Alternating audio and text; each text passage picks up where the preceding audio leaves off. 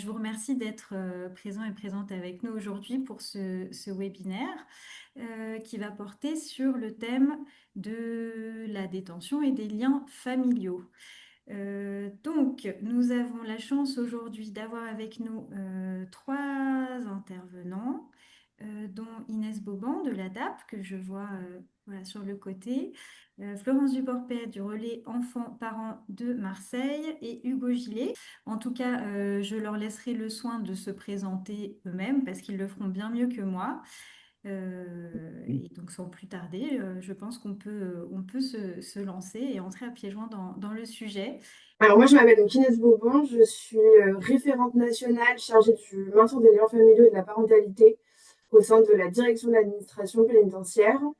Euh, Rapidement sur mon parcours, moi j'ai travaillé à l'accueil famille de la prison de Paris-La Santé pendant 3 ans, où j'étais présidente de l'association voilà, qui intervenait à l'accueil famille.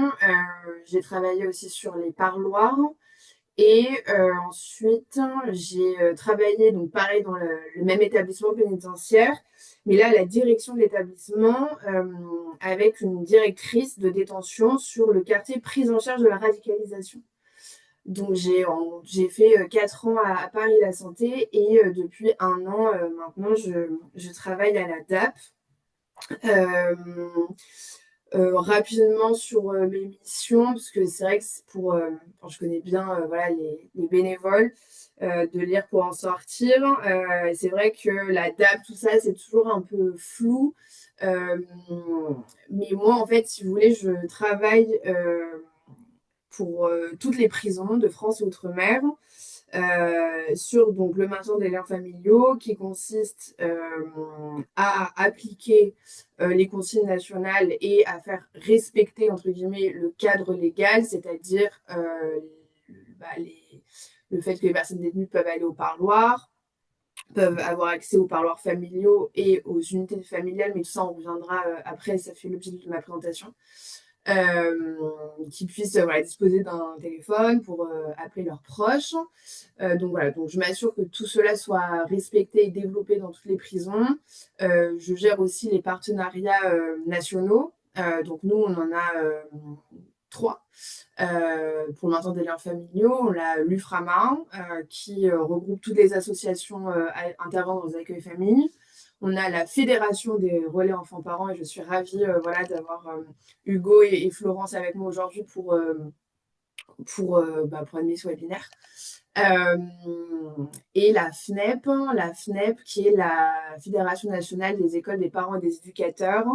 Donc leur asso local s'appelle les EPE, École des parents et des éducateurs, et eux interviennent déjà en milieu carcéral, c'est un nouveau partenaire, et ils sont plus sur la médiation familiale. Donc voilà, donc gestion des partenaires nationaux, accompagner voilà, les établissements pénitentiaires dans le développement des actions nationales, et puis bah, faire le lien entre le directeur de l'administration pénitentiaire, qui est Sébastien Coel, et les prisons sur la thématique du maintien des liens familiaux. Donc voilà, les missions principales au sein de la DAP. Du coup, sur les actions visant à favoriser le maintien des liens familiaux au quotidien, donc on a le courrier. Euh, donc toute personne détenue peut recevoir et envoyer du courrier à ses proches. Il est lu euh, par un agent qui est chargé d'un. Tous les courriers sont lus, sauf les courriers euh, qui relèvent des autorités judiciaires ou des correspondances avec avocats ou autorités indépendantes. Mais sinon, voilà, ils sont lus. On a le téléphone. Euh, donc, on développe de plus en plus le téléphone fixe en cellule, puisque il y a encore beaucoup d'établissements qui ont des téléphones soit dans les cours de promenade, soit dans les coursives.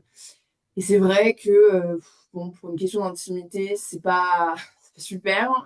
Et puis, la personne ne peut pas appeler quand elle le souhaite. Si elle veut appeler sa famille à 23h, ce n'est pas possible, puisque aucune personne détenue ne sort de leur cellule à partir de 19h. Donc voilà, donc on développe le téléphone fixe en cellule, on développe aussi les appels en visio, puisque bah, on a beaucoup de proches et familles qui ne peuvent pas se déplacer en établissement très souvent pour une question d'éloignement géographique. Donc voilà, et puis aussi pour les parents incarcérés, pour qu'ils aient toujours un lien avec leur enfant. Donc voilà, donc c'est de plus en plus développé dans les établissements et également la messagerie vocale où la famille peut, alors c'est en expérimentation encore, mais où les familles peuvent laisser voilà, un message vocal pour la personne détenue, puisque en fait, les familles ne peuvent pas contacter la personne détenue, c'est la personne détenue qui contacte la famille. Euh, donc, euh, donc c'est pour ça qu'on essaye voilà, d'expérimenter la messagerie vocale. Et pour l'instant, je n'ai pas encore de retour. On a un point d'ici 3 mois justement pour faire un peu le bilan de cette expérimentation. On a évidemment les parloirs, qui est voilà, le moyen privilégié d'expression des relations familiales pour personnes détenues. Alors, pour les personnes condamnées, elles ont le droit à au moins une visite par semaine. Alors, on pense que c'est une visite par semaine maximum. Le texte, il est très clair, c'est vraiment au moins une visite.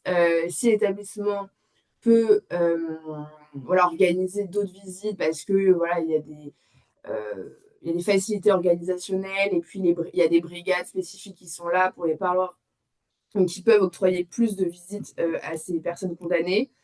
Et pour les personnes prévenues, c'est au moins 3 visites par semaine.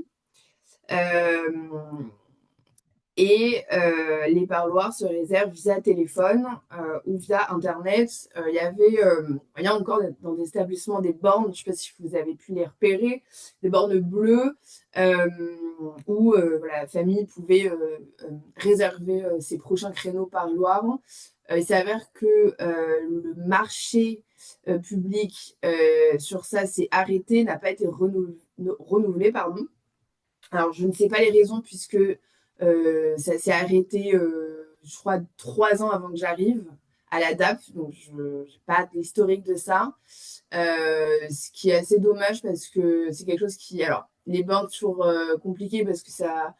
Des fois, ça fonctionne pas et personne vient les réparer. Donc, c'est chiant. Enfin, bon, c'est toujours le même discours. Mais c'est quand même assez pratique pour les personnes voilà, qui sont pas hyper à l'aise au téléphone, qui parlent pas très bien français. Là, voilà, c'était quand même c'était un bon moyen. Mais bon, pour l'instant, c'est téléphone et Internet et on verra ce qu'on pourra développer à l'avenir pour vraiment faciliter ces prises de rendez-vous. Évidemment, toute personne qui souhaite se rendre au parloir doit bénéficier d'un permis de visite. Euh, donc, quand la personne est condamnée, la famille envoie son dossier au chef d'établissement qui statue. Si la personne est prévenue, c'est au magistrat en charge du dossier qui validera ou non le permis de visite. C'est possible qu'on le refuse. Voilà, souvent, c'est euh, soit parce qu'il y a une interdiction de contact et la famille ne sait pas, que, voilà, enfin, souvent dans le cadre de violences conjugales. Ou sinon, ouais, c'est pour voilà, prévention des infractions et maintien du bon ordre et de la sécurité. Comme je le disais au tout début quand je me présentais, on développe aussi les UVF et les PF. Alors, euh, les PF sont les parloirs familiaux. C'est un petit studio composé voilà, d'un canapé, une table, une télé, des toilettes et une kitchenette.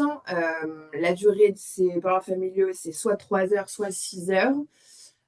Donc, comme vous le voyez, on n'en a pas dans tous les établissements pénitentiaires. Alors, je ne suis pas sûre que les chiffres soient très à jour, mais on a quand même développé plus de parents familiaux et plus d'unités familiales. Mais en tout cas, voilà, on ne couvre pas encore la totalité des établissements pénitentiaires, c'est en développement. Euh, et les UVF, du coup, là, ce sont vraiment des appartements type T2, T3, avec un séjour, une cuisine, une chambre pour bah, souvent le couple, et une ou plusieurs chambres pour les enfants. Et il y a un petit patio extérieur Et donc là, l'UVF, enfin la durée minimale, c'est 6 heures et ça peut aller jusqu'à 72 heures. Donc je crois que c'est 6, 12, 24, 48 et 72. Voilà, donc ce qui est vraiment bien, c'est hyper apprécié par les personnes détenues et les familles parce que voilà, la durée déjà euh, de, enfin, la durée de ces visites est beaucoup plus longue. Euh, et ils peuvent voilà, cuisiner, manger ensemble, se regarder un film, enfin partager quand même plus de moments qui se rapprochent voilà, un semblant de quotidien qu'un parloir qui dure entre 30 minutes et 1 heure et demie selon voilà, l'établissement. C'est pas du tout la même condition, quoi. Donc ça, c'est assez cool. Après, c'est vrai que on a du mal à le développer parce que, bon, déjà, c'est quand même des travaux bâtimentaires assez importants. Euh, et en fait, les familles, parfois, ne sont pas... Enfin, c'est plutôt elles qui sont réticentes parce qu'elles sont hyper inquiètes et stressées de passer autant de temps dans une prison, puisque les UVF et les PF sont dans l'enceinte de l'établissement. Alors, ils sont quand même proches voilà, de l'entrée parce qu'on ne fait pas circuler la famille en toute la détention, enfin, c'est interdit. Mais voilà, elle est quand même, enfin, ces locaux sont dans l'enceinte de l'établissement et donc bah, pour les familles, ouais, c'est un peu stressant et ils ont pas forcément envie de rester autant de temps enfermés. Voilà, donc c'est pour ça que on a du mal aussi à couvrir tous les établissements parce qu'on fait aussi en fonction des besoins des personnes détenues et de leur famille et les établissements, bah, c'est pas encore ça. Donc voilà, pour enfin, les dispositifs, on a aussi développé, alors ça c'est la DAP qui a développé plusieurs outils euh, euh, à destination bah, notamment des personnels pénitentiaires, mais aussi des familles, euh, sur l'accueil des enfants, puisque on se rend compte, enfin on se rend compte, enfin, on le savait depuis longtemps, mais euh, l'accueil et la prise en charge d'un enfant, c'est quand même assez particulier pour un parloir familial ou un UVF, peu importe. Euh, les personnels pénitentiaires sont pas toujours hyper à l'aise avec les enfants. Euh, les enfants ne comprennent pas toujours ce qu'ils foutent là. Ils ont du mal à comprendre si papa ou maman est en prison ou s'il est en vacances ou s'il travaille parce que bah, il y a eu des discours. Enfin, souvent, la mère va cacher à l'enfant l'incarcération, mais l'enfant va le deviner bah, quand il arrive en prison pour le parloir, il voit que là, il n'est pas sur un lieu de vacances. Il y a quand même établissement pénitentiaire écrit 50 fois dans l'accueil famille.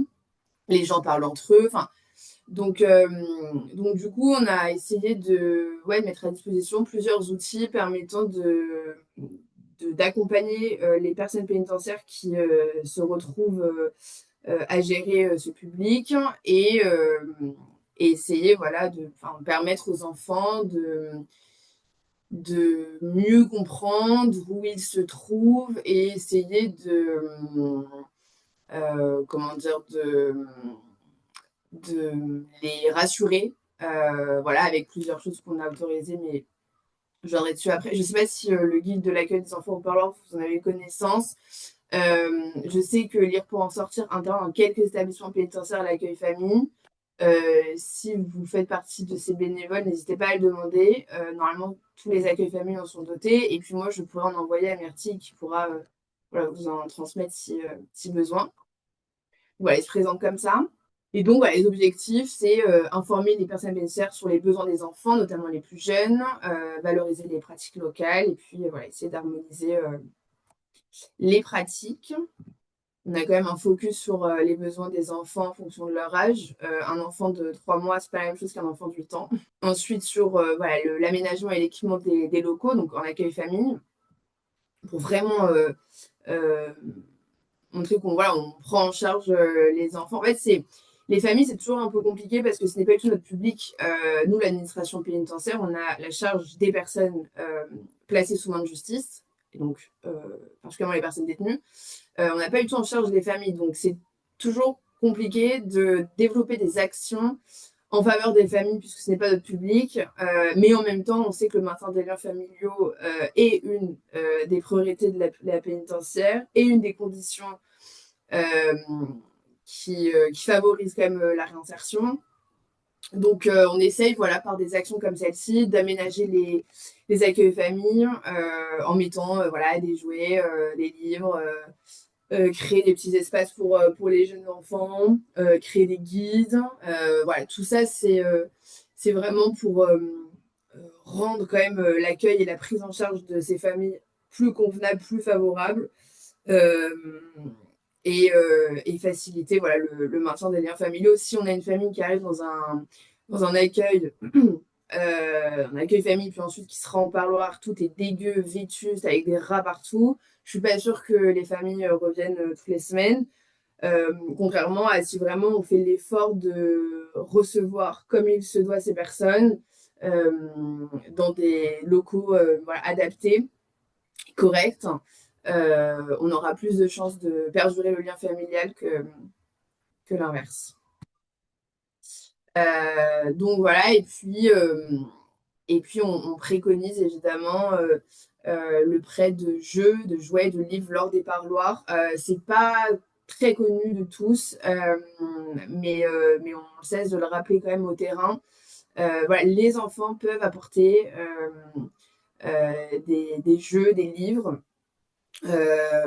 Et je pense que vous le savez bien, mais les livres, c'est quand même voilà, de bons supports éducatifs, justement au soutien de la relation parent-enfant. Donc, voilà, donc on essaye de mobiliser davantage les accueils familles sur ça, parce que les familles ne sont pas forcément au courant. Donc ça, c'est un travail qu'on fait au quotidien. Donc voilà, c'était, je vous ai mis l'extrait justement du guide qui, qui préconise ou qui déconseille du coup certains jeux, jouets ou livres. Peut-être que je peux vous dire quelques mots sur la parentalité. Euh, donc nous, si vous voulez, donc on a principalement des hommes incarcérés qui ont en moyenne 2 enfants. Les femmes également aussi, les femmes incarcérées ont en moyenne 2 enfants. Donc nous, ce qui va compter, c'est avant tout le lien juridique avec l'enfant, puisque voilà, on demande des vérifications de la filiation. Et c'est hyper important voilà, pour les demandes de permis de visite, pour les permissions de sortie avec motif maintien des liens familiaux. Euh, et ensuite, on se concentre sur voilà, ce lien familial et sa nature, enfin, voilà, parce que chaque personne détenue a des relations très diverses, forcément, avec sa famille. Et donc, le but, c'est aussi voilà, pour nous de travailler avec la personne détenue sur son environnement familial, son parcours de vie, son schéma, et ensuite sa relation voilà, de couple, sa relation avec ses enfants. Et ensuite, c'est sur ces données-là qu'on développe, du coup, nous, des actions en faveur des parents incarcérés et de leurs enfants. Euh, alors, ce qu'il faut avoir en tête aussi, c'est que la détention, elle ne génère pas de fait de conséquence sur l'exercice de l'autorité parentale sur ses enfants, contrairement à ce que pensent beaucoup de professionnels ou de personnes détenues. En fait, c'est une décision judiciaire qui doit être prise pour cela, qui est bon, soit liée euh, à des faits, notamment bon, les violences graves commises sur enfants. Et donc, c'est le parquet qui peut demander voilà, le retrait de l'exercice de l'autorité parentale. Donc, tant que ce n'est pas le cas, l'avis du parent détenu, il est obligatoire pour tous les actes non usuels. Euh, donc voilà, les actes qui n'ont pas, enfin, qui ont pardon, une incidence importante sur la vie de l'enfant. Euh, voilà. Après, comme vous pouvez sans doute l'imaginer, l'incarcération, elle fragilise quand même le lien familial, puisque bah, voilà, elle interrompt un quotidien familial partagé. Euh, Elle entrave les liens par l'éloignement géographique qui peut être parfois hyper important. Là, c'est encore plus d'actualité avec la création de ces quartiers de lutte contre la criminalité organisée. On a dû organiser des transferts de personnes détenues qui venaient de très loin, qui venaient du sud, qu'on a dû mettre dans le nord. Donc voilà, là, il y a évidemment une fragilisation du lien. Euh, et puis, c'est vrai qu'il y a quand même une réglementation stricte pour tous les échanges, que ce soit voilà, via des courriers bah, qui sont tous lus, par téléphone. La personne détenue ne peut pas appeler tout le monde. Il faut que voilà, nous, on autorise les numéros de téléphone. Elle ne peut pas recevoir d'appels. Enfin, pareil pour les visites, c'est quand même timé. Donc ça aussi, c'est compliqué avec cette réglementation. Et puis, l'incarcération, elle peut mettre à mal voilà, la position de parent et l'image que chaque parent souhaite conserver pour son enfant. Euh, voilà, et bouleverse également les repères de la famille et particulièrement de l'enfant. Et puis, ce qu'on remarque aussi, c'est qu'on a quand même beaucoup de personnes détenues qui présentent pas mal de problématiques, problèmes conjugaux, des difficultés d'insertion socio-professionnelle, des problèmes d'addiction, et du coup qui compliquent le bon investissement au sein de leur famille, et cela même avant l'incarcération. Et donc l'incarcération, ça, ça entraîne des conséquences encore plus importantes forcément. Euh, et du coup, voilà, l'objectif, c'est vraiment de développer un maximum d'actions pour reprendre ce lien ou poursuivre ce lien. Euh, et évidemment, toujours au regard de l'intérêt supérieur de l'enfant. Donc voilà, ça c'est vraiment une de nos priorités. Merci beaucoup, Inès. Donc, on aura l'occasion de vous poser des questions supplémentaires à la fin si vous souhaitez revenir sur cette Pas de partie-là. souci. Et pour le moment, on va laisser la parole à Hugo qui va nous présenter ce qu'est la FREPI et puis son rôle au sein de cette fédération. Oui, donc bonjour à toutes et à tous. Donc je m'appelle Hugo Gillet, je suis coordinateur de la FREPI depuis maintenant un peu plus d'un an. Et donc je venais vous présenter un petit peu notre action, notre rôle et comment on peut justement agir donc sur la question du maintien des liens familiaux. Donc une petite explication du sigle. FREPI, c'est Fédération des relais enfants-parents internationales. Donc l'ordre du vocable, il nous importe parce que notre mission, notre ADN, vraiment le cœur de ce qu'on fait, c'est l'intérêt supérieur de l'enfant, ce qui ne veut pas dire qu'on n'a pas non plus un agissement sur tout ce qui est question de parentalité, de fait. Et international parce qu'on fait partie on fait partie d'un réseau en fait qui est européen. C'est-à-dire on a des amis qui sont basés en Italie, au Portugal, en Espagne, et on fait également partie donc de COP, le sigle c'est Children of Prisoners Europe, et qui est en fait une fédération de fédérations. Ils font un petit peu ce qu'on fait, mais à l'échelle vraiment européenne. Donc je vous fais un bref historique. Le premier relais enfants-parents que Florence pourra vous expliquer plus en détail tout à l'heure, en tout cas sur le fonctionnement local et individuel. Notre premier relais enfants-parents, il est né à 40 ans à Montrouge, en région parisienne. Et 10 ans plus tard, donc, il y a la fédération qui naît et qui a fêté l'an dernier ses 30 ans. Donc, ce relais, il est important parce que c'est là que l'initiative a essaimé par le biais donc de Marie-France Blanco, qui était une éducatrice spécialisée, et du psychologue et psychanalyste Alain Bouregba, qui est déjà à l'origine de la fédération et qui est aujourd'hui notre président d'honneur. Donc voilà, ils ont commencé en fait à faire des regroupements pour réfléchir à la question de l'enfant et son accompagnement dans des lieux de détention, dans le but de maintenir ou rétablir le lien avec son parent incarcéré. Donc à partir de ça, il y a eu d'autres relais qui ont vu le jour, qui ont eu des missions notamment qui appartiennent aujourd'hui à la fédération, à savoir sonder un petit peu le territoire national pour faire émerger ce genre d'initiative et développer en fait un tissu associatif local, les initiatives, les personnes voilà, qui pourraient mettre en place des relais pour mailler l'hexagone et couvrir le plus de situations possible. Donc notre fonctionnement en interne, on a ce qu'on appelle un bureau, c'est-à-dire qu'il y a donc moi qui suis exécutant en fait au final. On a notre président et notre vice-présidente. Donc au quotidien en fait on agit dans l'intérêt des reps, et on viendra un petit peu plus tard sur nos missions. À côté de ça, on a 5 administrateurs. Ce qui est intéressant parmi nos administrateurs, c'est qu'on a des profils assez variés. On a notamment un pédopsychiatre, on a un juge émérite d'enfants, on a une avocate qui est spécialisée en affaires de la famille, etc. Donc on a vraiment essayé de se constituer une équipe déjà professionnelle, mais qui avait vraiment cette expérience, ce recul pour mettre au service en fait les idées les plus intéressantes au service de notre réseau. Et on a donc le président d'honneur dont je vous parlais un petit peu plus tôt, qui est Alain Bourekba. Et voilà, cette diversification des profils et des expertises, c'est ce qui nous permet de rester pertinent et de se mettre à jour régulièrement en fait sur ce qui constitue les bonnes pratiques pour cet accompagnement.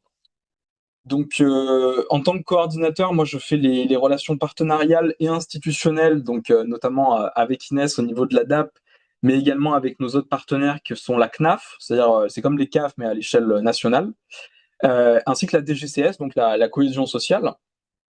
Et ça me permet donc d'être là pour assister au développement du réseau. C'est-à-dire qu'on a une trentaine de membres actuellement. Cette année, on en a 2 de plus, par exemple. On est sur une base entre 2 et 4 nouveaux membres par an, qui nous permet, voilà, comme je disais un petit peu plus tôt, de mailler le territoire. Par exemple, on avait très peu de relais dans le Grand Est. On a quelqu'un de Mulhouse, la Maison Aurée, qui nous a rejoint. Voilà, ça nous permet vraiment d'être présent à peu près partout, et notamment aussi également en Outre-mer. On a un relais en Guyane, etc. On est en discussion pour la Martinique également. Voilà, pour vous donner un petit peu un aperçu de l'étendue de la Fédé. Et donc voilà, une fois qu'un relais nous a rejoint, il peut utiliser notre logo et le label REP, qui est quand même assez reconnaissable au niveau de pas mal d'établissements pénitentiaires, voilà, qui est un gage de qualité et de reconnaissance aussi, puisque comme ça on comprend de quoi il s'agit, quel est le cœur en fait d'activité de la structure en question. Et ce qu'on propose au final, c'est plusieurs formats interactifs qui sont principalement en visio, donc du fait de la nature de notre réseau qui est national. On forme des bénévoles typiquement qui vont être amenés à intervenir dans le cadre des relais. On organise des journées coordinateurs, ça c'est plus pour les professionnels, c'est le même poste que moi, mais c'est pas tout à fait les mêmes tâches. Et ça leur permet donc de confronter un petit peu les expériences, les bonnes pratiques, de mettre au travail un sujet peut-être contemporain qui n'a pas été encore bien exploré, etc. On a des groupes éthiques et pratiques où, de la même manière, on peut venir avec une question vraiment très pratique, très pragmatique, et de la mettre en fait en lumière vis-à-vis de l'éthique. Voilà, de comment on aime fonctionner sur le plan moral. C'est ce qui d'ailleurs relie en fait tous les relais enfants-parents, parce que peut-être Florence vous en dira un mot tout à l'heure. On a quand même une multiplicité en fait des formats au niveau des fonctionnements. C'est-à-dire qu'on en a qui fonctionnent uniquement avec des salariés, on en a qui fonctionnent avec uniquement des bénévoles, on a des modèles un petit peu plus hybrides. Donc voilà, c'est la seule chose finalement qui va unir un petit peu ces relais en termes de fonctionnement, c'est le respect de la charte éthique qui est disponible sur notre site, qui est en 10 points. Voilà, qui contient des choses comme euh, revoir ses pratiques, venir aux formations, etc., pour être à jour, etc. Et chacun des relais donc peut désormais que je suis en poste depuis un peu plus d'un an, ils peuvent nous contacter donc enfin chaque jour par téléphone, par mail. On peut organiser des visios, etc. Si jamais parfois ils traversent des difficultés ou juste qu'ils ont une question. Donc voilà, c'est ce qu'on essaie de faire au quotidien.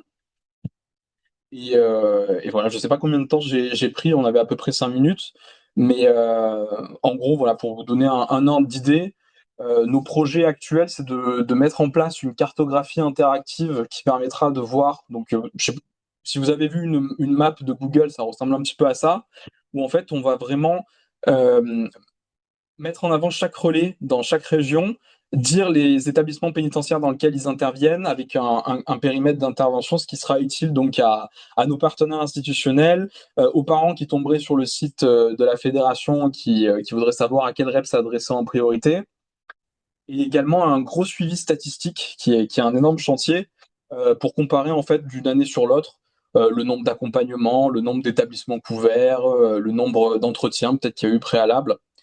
Ça, c'est encore une fois, c'est du très concret, donc j'imagine Florence en parlera un petit peu tout à l'heure. Et on aimerait également faire sur l'an prochain donc une journée régionale, ce qui en fait qui a pour but de rassembler tous les relais ou en tout cas un maximum de relais présents dans une zone donnée régionale. On le fait généralement à l'échelle d'une DISP. Voilà, une DISP, c'est une direction interrégionale afin de rassembler donc tout le monde dans un périmètre géographique qui a du sens, quoi, pour qu'ils puissent se retrouver pour le coup en présentiel, etc. Euh, voilà, si jamais vous avez quelques questions que ce soit, vraiment n'hésitez pas. Je me tiens disponible. Et puis après, si jamais il faut rebondir sur quoi que ce soit, Florence, n'hésite pas non plus, je reste bien évidemment avec vous. Merci. Merci beaucoup, Hugo. Eh ben, effectivement, très belle transition. Florent, je pense qu'on peut vous laisser la parole puisque vous allez pouvoir nous partager votre expérience au niveau local, voilà, d'un relais enfants-parents à Marseille. Oui, bonjour à tous. Donc déjà, bravo pour votre mouvement associatif dont j'ai pris connaissance, que je trouve très porteur, très, très, très chouette. Effectivement, comme le disait Hugo, il y a énormément de relais enfants-parents complètement différents. Donc moi, j'ai fait le choix de vous parler de Marseille. Alors en tout cas, tout relais enfants-parents qui inscrit une action doit le faire dans le type d'établissement particulier où il intervient. Donc, je pense que ça, vous êtes sans doute formé à ce que c'est qu'un centre de détention, une maison d'arrêt. Et c'est pas du tout la même chose dans le travail que nous, on peut inscrire, puisqu'à Marseille, c'est essentiellement une maison d'arrêt pour hommes.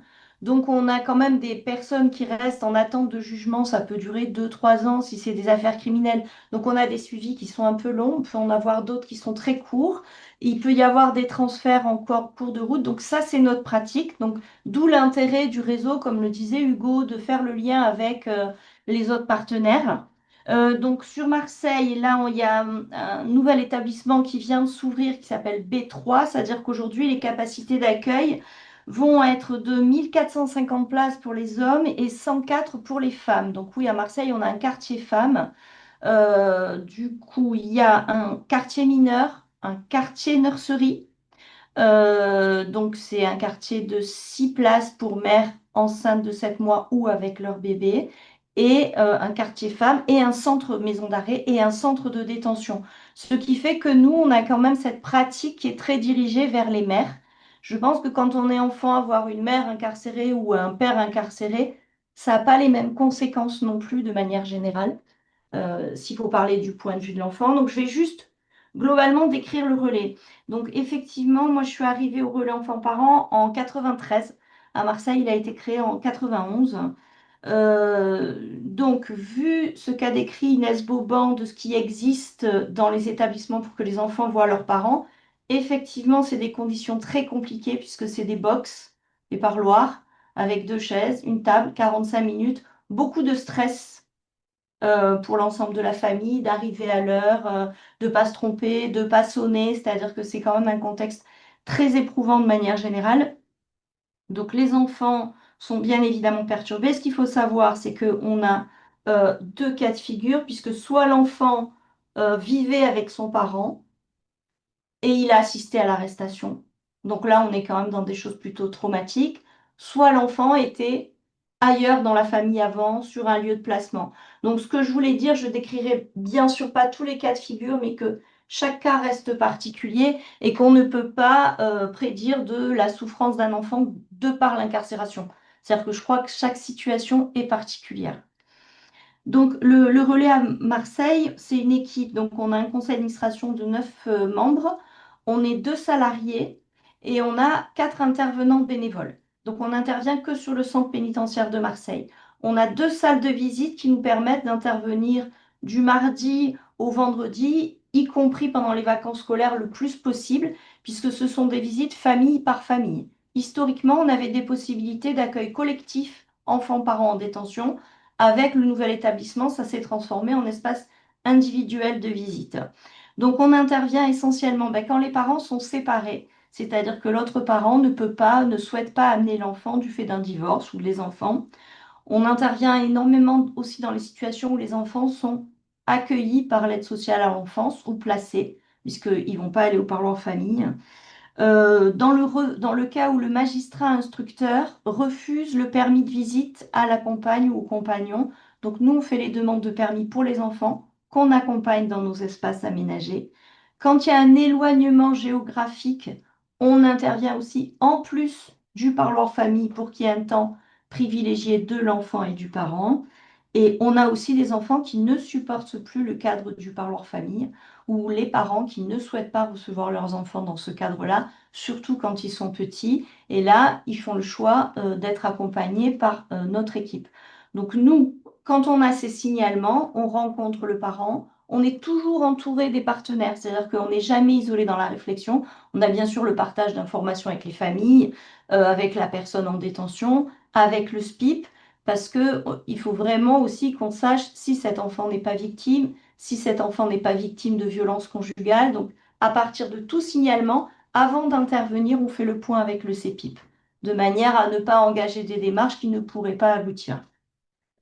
Donc, on a tous ces événements individuels d'accompagnement, d'entretien, mais on a aussi des collectifs sur des groupes de parole de parents mixtes, du coup, puisque sur les activités à Marseille, c'est intéressant, parce que moi j'ai connu les baumettes historiques avec activités séparées. On a les hommes et les femmes, donc les pères et les mères concernés par l'action du relais, qui peuvent venir participer avec nous à un groupe de parole et d'échange autour de la parentalité à propos de leurs enfants. Et donc, ça s'est vraiment enrichi de cette mixité, puisqu'auparavant, on faisait séparément. Et on a aussi, ça c'est très important pour nous, les espaces, les temps collectifs enfants-parents. Donc, on a les bibliothécaires de la ville de Marseille qui interviennent avec nous sur une journée lecture. Et on a également les fêtes de Noël, les fêtes de fin d'année avec spectacle. Et on a la Fondation OM qui intervient dans le gymnase. On fait des activités sportives. Parce que finalement, on peut se dire que les enfants, quand ils viennent voir un parent en prison, c'est toujours un espace contraint. Même si on a des salles plus grandes et aménagées, ça reste quatre murs. On ne peut pas forcément sortir. Il y a peut-être Autrefois, on avait une cour, c'est-à-dire que pouvoir voir son parent à ciel ouvert, ça c'est quand même assez chouette. Il y a peut-être des établissements qui le permettent. À Marseille, on n'a plus ça, on l'a eu. Le fait de pouvoir courir dans un espace, de voir son enfant courir plutôt que d'être sur une chaise avec un jeu de société, c'est-à-dire que toutes les visites qu'on peut mettre en place, il faut savoir que malgré les bonnes intentions, malgré le soutien, malgré l'accompagnement, on est dans une artificialité où l'enfant n'est pas seul avec son parent, le parent n'est pas seul avec son enfant. Il y a soit un membre de la famille pour les parloirs, soit l'association Relais Enfants-Parents, le bénévole, l'accompagnateur. Donc on a quand même quelque chose de l'ordre de l'intimité qui disparaît. C'est un peu le propre de la prison, hein. Donc, alors, après, ce que je dirais, c'est qu'à Marseille, on n'est pas du tout des militants du lien enfant-parent, c'est-à-dire que on parlait bien de l'intérêt de l'enfant. Donc, à Marseille, dans les cas, par exemple, de parents incarcérés pour violence conjugale, nous concernant, l'enfant est victime et on n'accompagnera pas l'enfant, voire le père auteur, sans décision de justice. C'est-à-dire qu'on se dit que la temporalité de l'incarcération peut être un temps de réflexion, de soins pour cet homme, hein, avec les SPIP, avec les thérapeutes, etc. Et que nous, du côté de l'enfant et de la mère, on se dit que c'est un temps qui doit être pris pour une pause et une réorientation de son côté. Voilà. On est aussi très en lien, c'est-à-dire qu'il faut rappeler qu'au sein des établissements, en tout cas à Marseille, il y a l'assistance publique des hôpitaux de Marseille qui euh, donne les soins en prison, qui a vraiment une unité sanitaire qui ne dépend pas de la prison, puisque ça date des années 80, ça avant tout était. Donc là, c'est bien scindé. Et pour nous, on sait bien qu'au moins 40%, je me trompe, de la population pénale souffre de troubles psychiatriques. On est quand même, ou autre en tout cas, ou la violence. Donc, il y a vraiment la nécessité du soin. Et bien souvent, nous, on dit qu'il est important que le parent avance d'abord dans ce cadre-là avant qu'on puisse accompagner l'enfant. Voilà. La question, c'est qu'est-ce qu'on peut dire à cet enfant s'il est en demande. Les délais d'attente, un enfant qui va voir un parent doit avoir un permis de visite. Et des fois, ce sont des délais qui peuvent être de une semaine, 15 jours, un mois. Donc, on peut avoir des enfants qui sont très en souffrance de l'attente. Le téléphone, comme disait Inès Vauban, il faut une autorisation pour téléphoner. que la famille envoie une facture, que la personne le fasse enregistrer et qu'elle ait les moyens de téléphoner. Ça coûte très cher d'appeler sur un portable depuis une cabine. Donc, certes, il y a des moyens. Moi, j'ai vu les grandes évolutions depuis 93 et je trouve ça chouette, mais on s'aperçoit que tout est quand même évidemment contraint, compliqué. Tout est rendez-vous, organisation. Euh, voilà, donc l'importance pour nous, c'est l'enfant. Le contexte d'avant l'incarcération. Il y a l'incarcération qui arrive dans son histoire. C'était quoi son histoire avant avec ce parent incarcéré? Donc on a tous les cas de figure. On a des enfants, pour les femmes, c'est 4% de la population pénale. Elles sont énormément, on a énormément de situations où les enfants étaient placés antérieurement à l'incarcération. Donc là, on n'intervient pas de manière urgente, j'allais dire.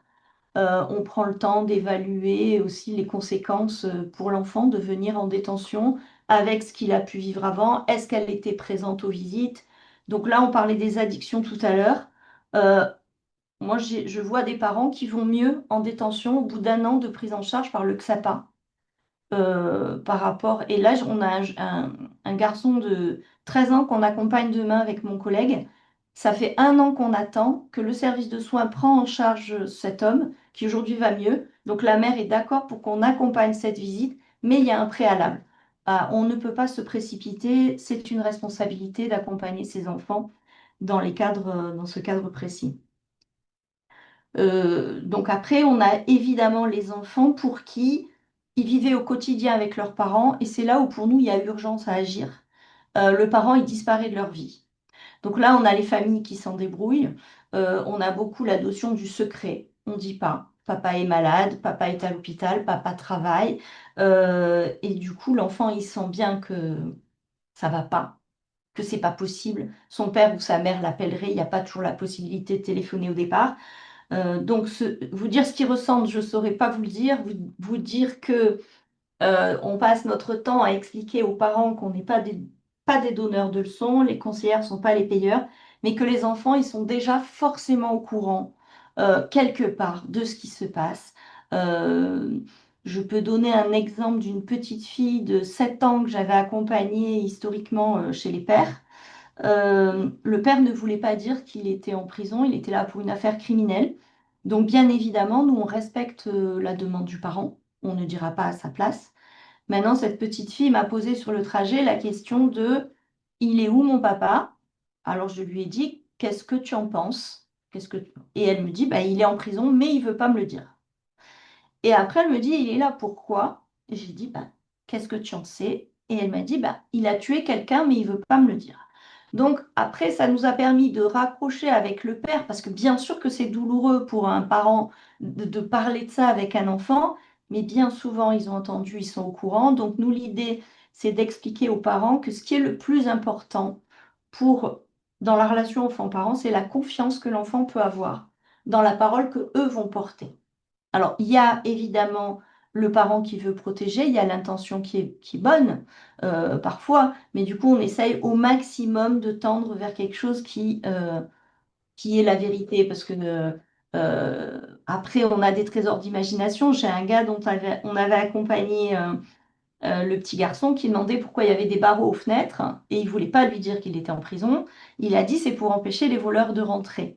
Donc voilà, on a quand même toutes ces constructions, tout ce qui fait penser un peu au film La vie est belle, quoi. Je veux dire, chacun compose avec ce qu'il peut, parce que dans l'histoire, notre histoire, ça fait tomber énormément de secrets familiaux, c'est-à-dire qu'il y a un équilibre qui se construit. Ça n'est pas le premier non-dit, ça n'est pas le premier secret, ça n'est pas le premier mensonge.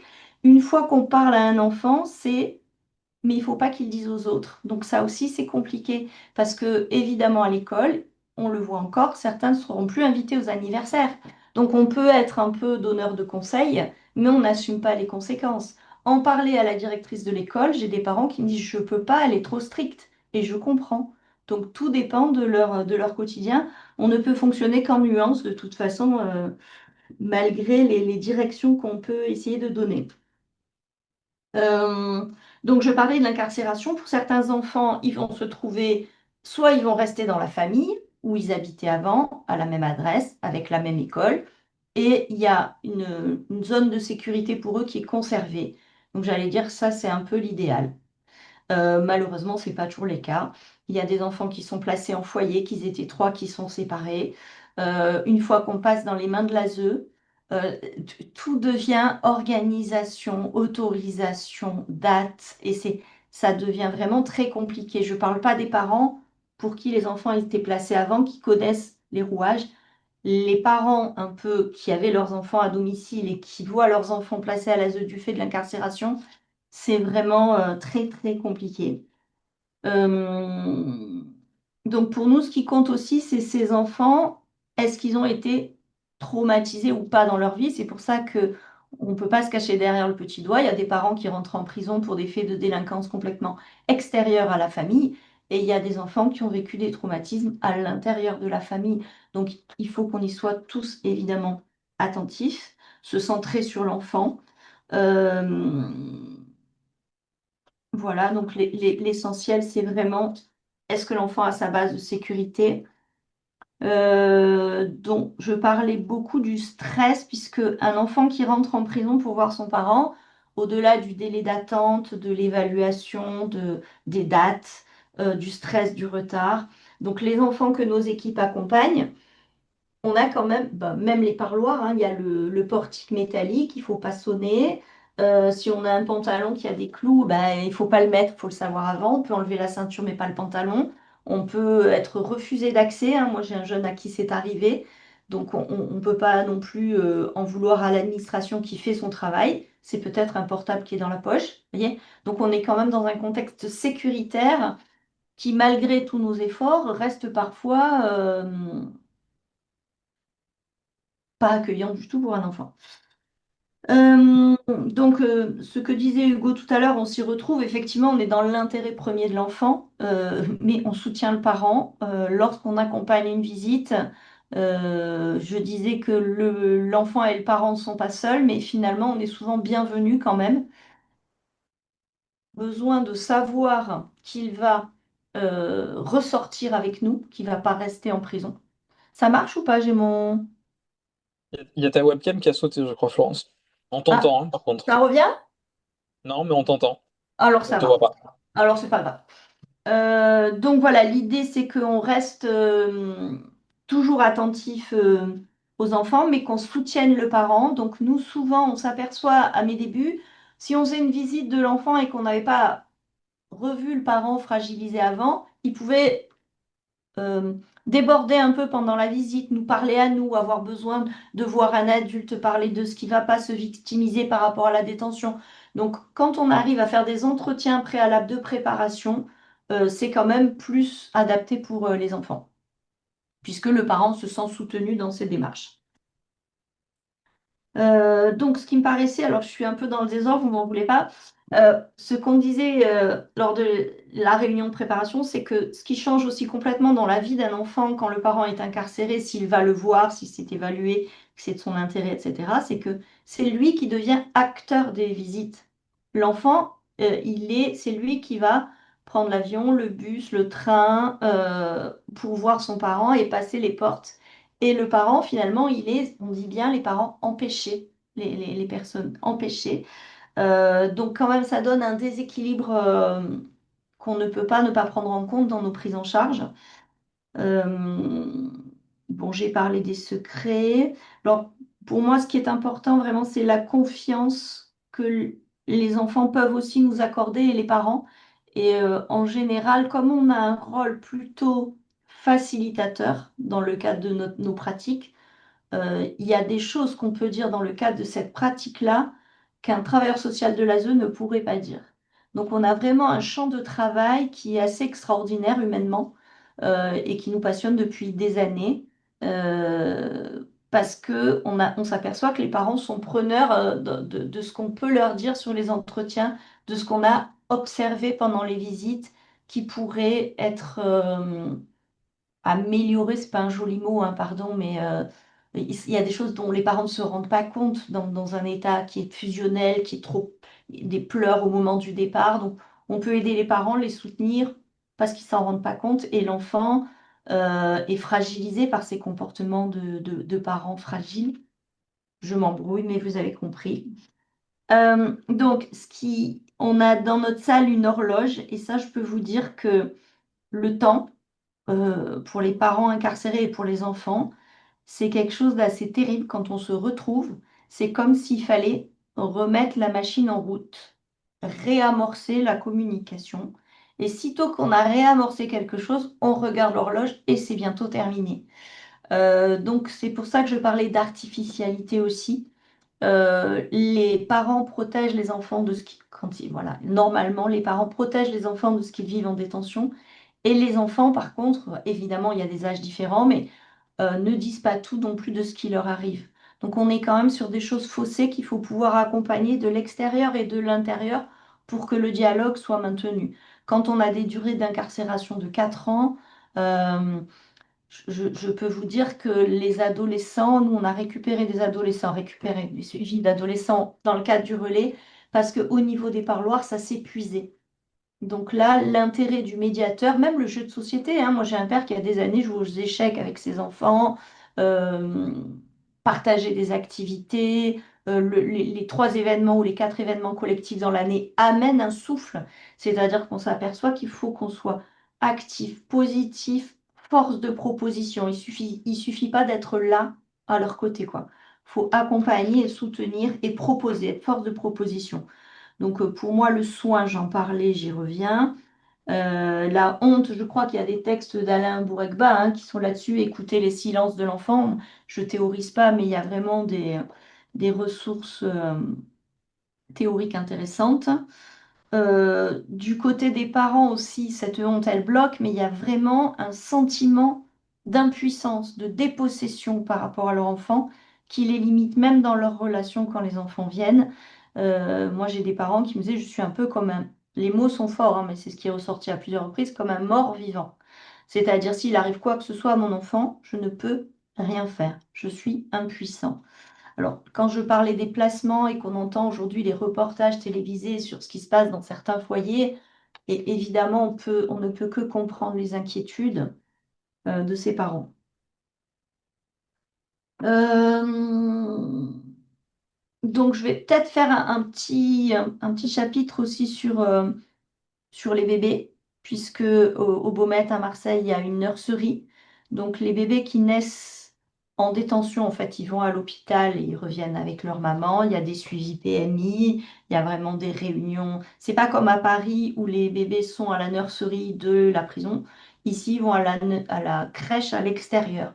Donc il y a vraiment un mouvement dedans-dehors assez intéressant.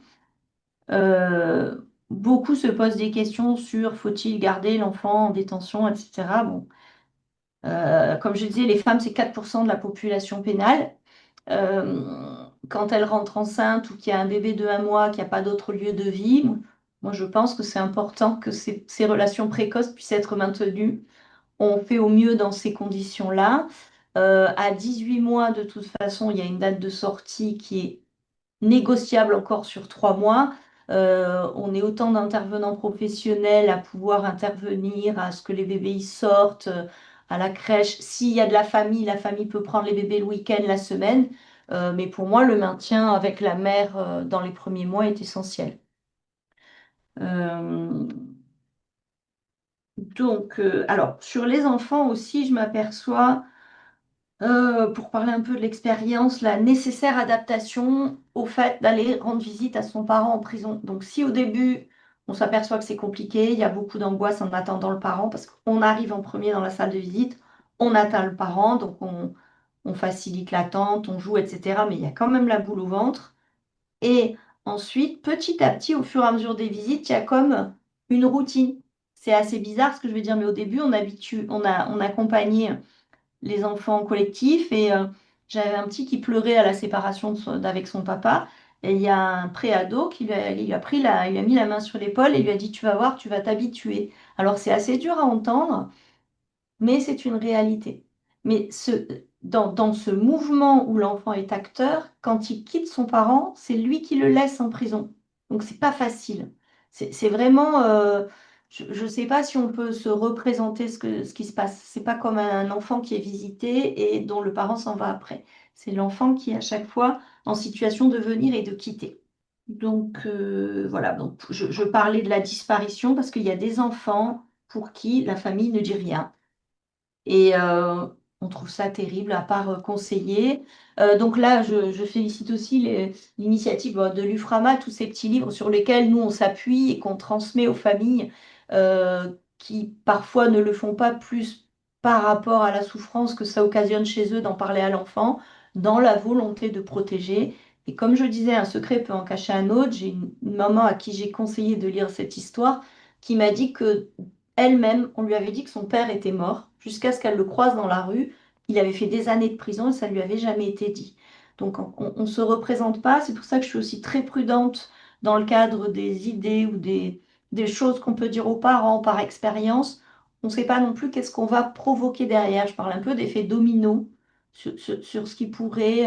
C'est-à-dire qu'il faut être très respectueux des choix des familles, je trouve. Évidemment, les parents qu'on accompagne, quand on a les groupes de parole, on voit bien que leur enfance a été trauma, souffrance. Alors, il ne s'agit pas, c'est très compliqué parce que, comme je disais, on ne peut pas les victimiser, mais beaucoup d'entre eux ont été victimes et n'ont pas été reconnus comme tels. Et du fait, on parle de reconnaître les délits qu'on a commis. J'ai énormément de parents qui sont en difficulté pour le faire parce que les choses sont bloquées par ce premier niveau où ils n'ont pas été reconnus victimes. Et du coup, là, c'est compliqué. Donc, bon, ça, c'est un peu le rôle des SPIP parce qu'on travaille énormément. Vous savez ce que c'est que les SPIP avec les conseillers pénitentiaires d'insertion et de probation. Donc, chacun sa partie. Maintenant, quand une personne est prévenue, donc présumée innocente, et qu'elle ne reconnaît pas les faits, certains le reconnaissent, c'est très compliqué pour nous de travailler sur ce qu'on peut dire aux enfants en fonction en plus des délits commis. Donc on a quand même des parents qui sont souvent très abîmés par la vie, que la détention évidemment n'arrange pas, sans vouloir les victimiser.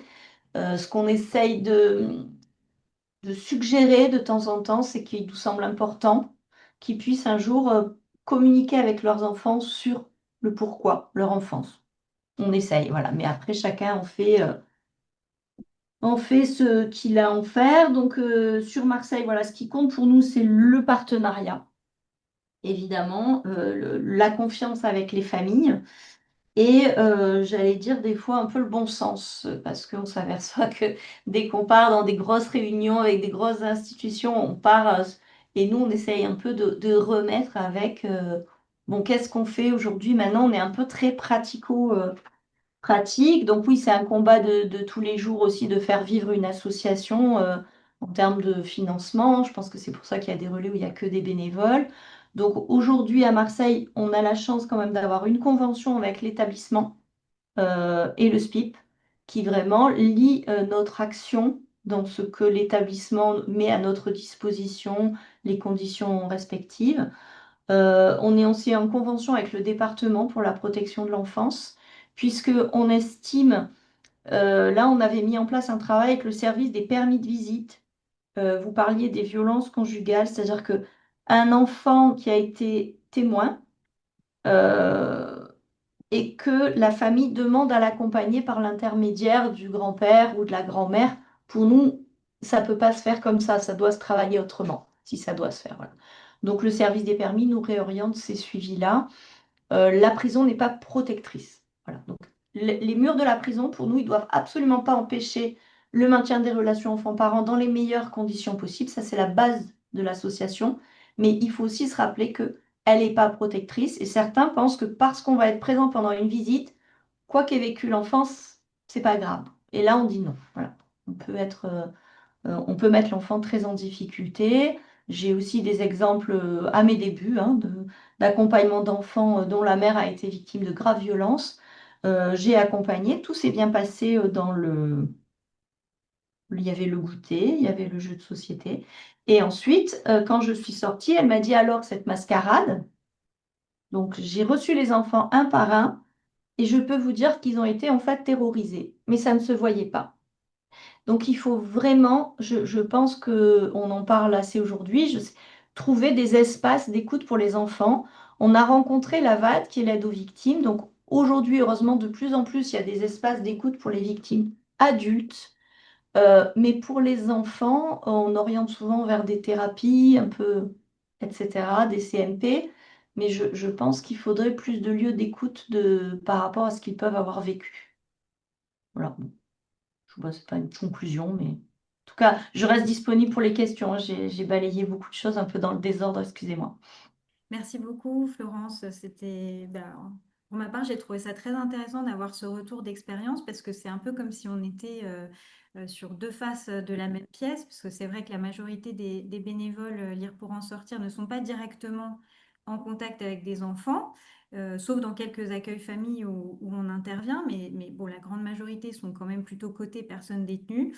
Mais ça me semble quand même très important d'avoir une bonne compréhension du panorama général, quoi, de comprendre le contexte dans lequel on intervient, tout ce qui est en jeu au niveau des relations familiales et à quel endroit les bénévoles LPES viennent s'insérer, disons, quand ils proposent à un parent de lire avec son enfant. Voilà, Mm, parce qu'on n'a peut-être pas toujours tout ça en tête, tout mm, ce contexte et puis la complexité voilà, des relations, c'est un sujet effectivement qui peut être parfois délicat à aborder avec les personnes détenues qu'on accompagne, donc on ne sait pas toujours comment l'amener. mm. Voilà. Mais en tout cas, je vais laisser maintenant la parole aux participants et participantes pour les questions. Donc vous pouvez vous adresser à Inès, à Hugo, à Florence, selon voilà, les thématiques qui vous intéressent ou aux trois en même temps. Je vous invite à prendre la parole. Bon, moi je vais commencer. Ça a été évoqué surtout par Florent. J'ai beaucoup apprécié l'intervention. Merci d'être venu parce que c'est vraiment important pour nous d'avoir les retours de personnes qui ont de l'expérience et qui sont professionnelles. Moi, je suis bénévole à la maison d'arrêt de Nanterre. On n'a pas encore mis en place le programme Lire en famille, mais ce que je retiens, c'est qu'il faut avoir une grande délicatesse par rapport au choix des parents. Euh, et je trouve que c'est difficile, mais ça me conforte vraiment ce que vous dites, parce que moi, je sais que j'ai eu plusieurs lecteurs que j'ai suivis qui m'ont dit, voilà, mon enfant ne sait pas que je suis en détention, on dit que je travaille et que je suis en voyage. Et moi, je trouve que c'est très difficile de ne rien dire. Je suis tout à fait d'accord avec vous que la vérité est importante pour le futur, pour la construction, pour la confiance et que les non-dits peuvent être vraiment difficiles pour les familles, pour l'avenir. Mais ce que je retiens, et je voulais que vous me confirmiez ça, c'est que en fait, notre rôle n'était pas de dire quelque chose, mais on ne savait pas tout et qu'il fallait respecter leur choix. Tout à fait. Alors, en fait, la plupart des parents que je rencontre, je leur raconte les histoires de ces enfants que j'ai rencontrés. J'ai une petite fille qui m'a dit, par exemple, quand elle a su, sa mère lui a dit qu'elle était en prison, mais en fait, c'était assez étonnant parce que cette petite fille, on avait discuté beaucoup avec cette maman et la mère était prête à lui parler. Et quand elle a été prête à lui parler, la petite fille lui a posé la question où tu es, en a découlé c'est qui mon papa, puisqu'elle avait quitté un homme violent enceinte.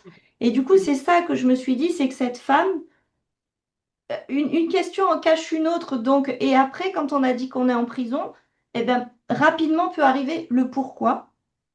Et du coup, c'est comme si d'un coup, pouf, là, je parle des dominos parce que c'est exactement ça, ça va jusqu'où dans ces familles où il y a eu beaucoup de secrets. Donc, je ne peux quand même que indiquer aux parents que ça me paraît important vraiment de parler du lieu auquel est confronté l'enfant quand il arrive. Il y a marqué centre pénitentiaire, il y a des surveillants, il y a le mot prison, ils l'entendent, il y a des sacs à carreaux avec du linge à l'intérieur, c'est-à-dire que ça ne peut pas leur échapper. On a aussi beaucoup d'ados, les parents ne veulent pas dire ce qu'ils ont fait. Je vais sur Google, je tape le nom de leurs parents, j'ai l'histoire par A plus B. Donc je me dis que oui, le parent veut aussi se protéger. Maintenant, du coup, ça crée pour moi une espèce de gouffre entre les deux, où finalement, ça devient des discours de façade, on ne se fait plus confiance. Et la petite fille, ce qu'elle m'a dit, c'est vrai, elle était en colère contre sa mère. Et elle m'a dit, c'est con la vie, elle avait 7 ans. Et du coup, c'est ce que j'essaye de raconter aux parents que je rencontre aujourd'hui, c'est ce que nous ont dit les enfants, parce que on peut avoir des bonnes théories, des bonnes résolutions. Maintenant, j'ai des parents qui me disent, mais moi, elle va le dire à l'école, je vais être très embêtée. Alors je dis, je comprends, maintenant moi je vous dis ma partie, ça vous appartient.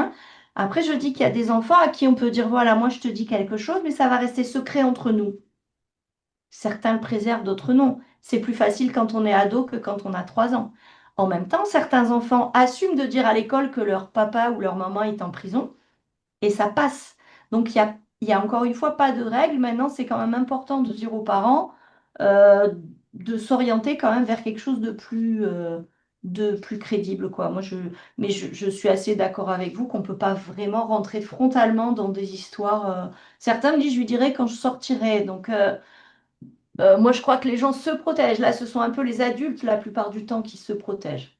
C'est un peu mon sentiment. Ah, moi, en tant que maman, ce que je me dis aussi, c'est que il y a toute une partie de la construction de leur enfant qui va leur échapper et il y a du temps qu'on récupère pas, en C'est fait. Il y ça. a un temps perdu et que la confiance, si elle n'est pas, elle est pas bâtie au fur et à mesure, ils vont ramer quand même pour récupérer après, surtout que c'est déjà des milieux fragilisés. Donc, Mm. euh, voilà, mais bon, après, c'est leur choix. Mais moi, je trouve que c'est compliqué. Donc, c'est pour ça que j'apprécie vraiment que vous veniez nous parler, parce que je trouve que c'est vraiment un sujet délicat. Mm. Merci.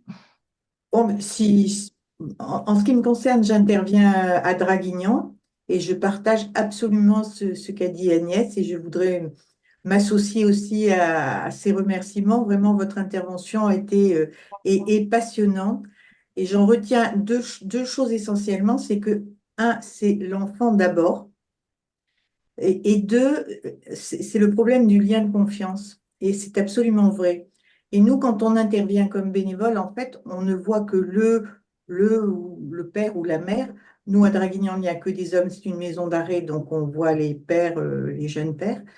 Et c'est vrai que c'est compliqué, mais je partage tout à fait ce qui a été dit sur le drame du non-dit. En fait, ils ont honte, ils sont en souffrance, les enfants sont en souffrance aussi.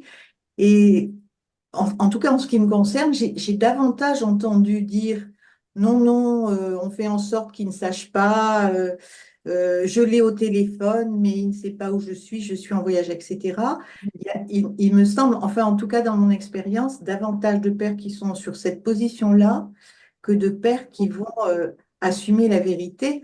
Or, en prison comme ailleurs, comme hors des murs, c'est le lien de confiance, il est établi que quand il n'y a pas ces mensonges, en fait, parce que c'est Mm. ça, même si on pense que c'est bien pour l'enfant, quelque part, j'ai eu plusieurs fois aussi cette discussion et je disais, mais finalement, c'est comme un deuil quand on peut pas faire son deuil.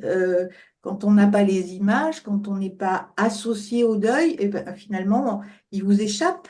Et quelque part, c'est un peu ça aussi. Donc, c'est vrai que c'est tout à fait passionnant de vous entendre là-dessus et je vous remercie beaucoup.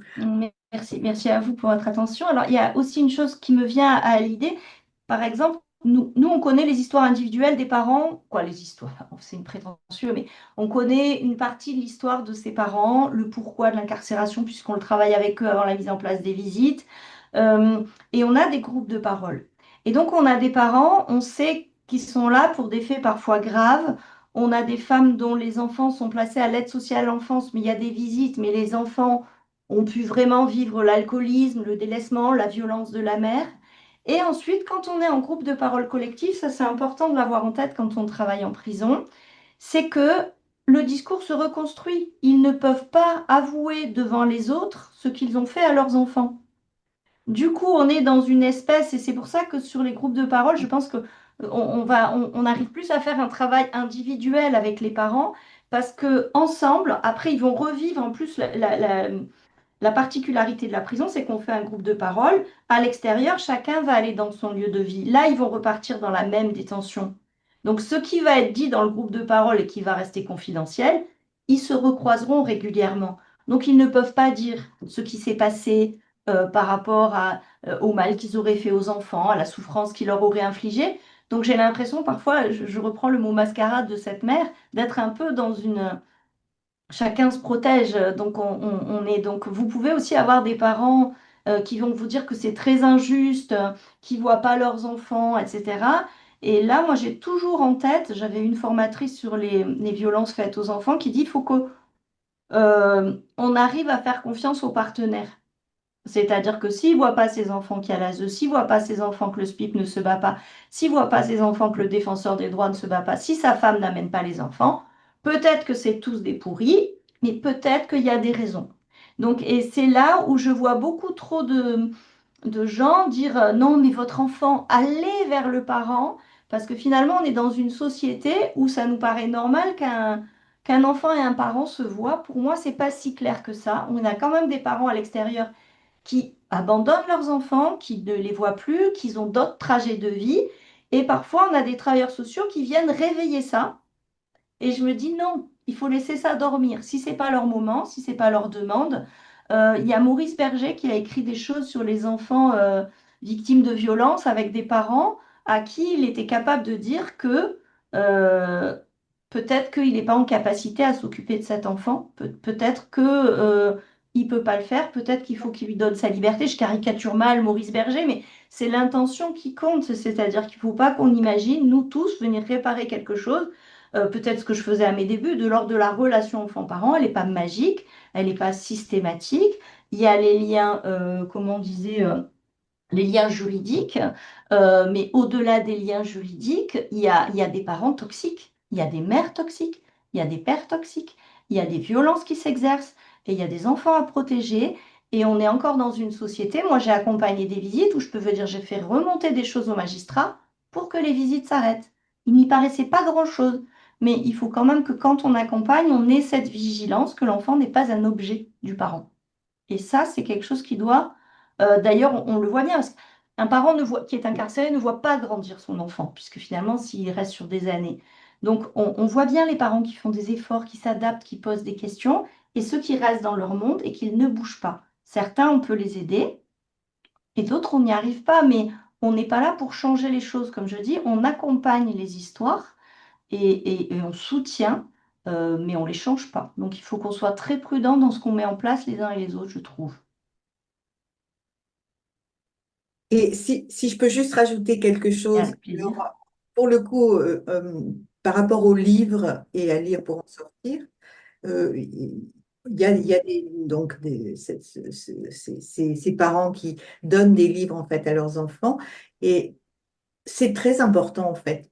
Parce Oui, que surtout dans les parloirs famille, avec toutes ces contraintes que vous indiquez d'horaire, d'étrangers présents, etc., souvent le livre, c'est vraiment un support qui permet, même au début, surtout pour les tout petits, où le père va lire. Donc, il y a déjà une approche qui est intermédiaire, si je peux dire, où il lit, il communique quelque chose à son enfant. Et la deuxième chose, ce qui est merveilleuse, je trouve, c'est qu'il lui donne le livre.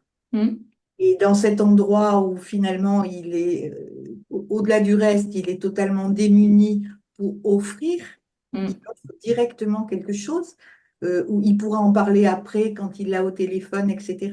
Et ça, pour le coup, je trouve que l'action de lire pour en sortir vis-à-vis des enfants, c'est vraiment bien. C'est très, mais c'est ce que je disais à Myrtille et à Inès Bauban, moi je trouve fantastique parce qu'en fait ça amène et de l'imaginaire, on se décale de cet univers-là, et c'est aussi de la transmission parce que nous on a les bibliothécaires de Marseille qu'on a réussi à faire venir à la nurserie avec nous, et je peux vous dire que du coup on a des visites dans notre autre salle avec un petit bébé qui va sur ses 18 mois en décembre, qui du coup se dirige déjà vers la bibliothèque. Alors qu'il n'y allait pas avant. Donc c'est quand je parle de transmission, c'est quelque chose qui va aussi, comme vous dites, il y a la relation père-enfant, mais il y a au-delà de ça, il y a ce que l'enfant gardera de ce qui lui a été transmis par ce parent.